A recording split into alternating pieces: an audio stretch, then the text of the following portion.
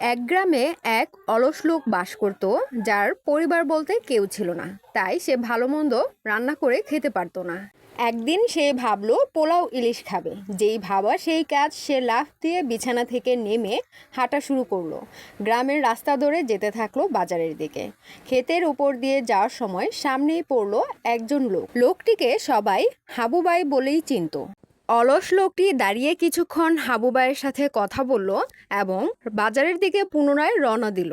হাঁটতে হাঁটতে অবশেষে সে বাজারে এসে পৌঁছালো এবং ভাবতে থাকলো কোথা থেকে সে ইলিশ মাছ কিনতে পারবে। যেই ভাবা সেই কাজ, সে সামনের দোকানে চলে গেল হাঁটতে হাঁটতে।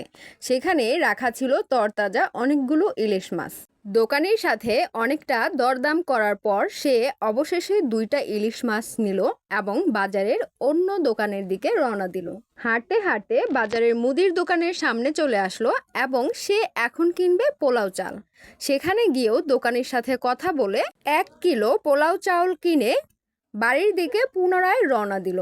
সে খুশি মনে হাঁটতে থাকলো বাড়ির পথে এবং মনে মনে ভাবতে থাকলো আজকে ভালোই জম্পেশ খাওয়া হবে। যেহেতু তার পরিবারের কেউ ছিল না, তাই বাড়ি এসে নিজেই রান্নাটা বসিয়ে দিল। রান্না বসিয়ে সে অপেক্ষা করছে কখন রান্না শেষ হবে আর সে খাবে। রান্না শেষ হওয়ার পর সে খাবার নিয়ে বসলো এবং গপাগপ সবগুলো পোলাও ইলিশ খেয়ে শেষ করলো। আজকে ঠিক এই পর্যন্তই। পরবর্তীতে নতুন কোনো ভিডিও নিয়ে হাজির হব তোমাদের সামনে।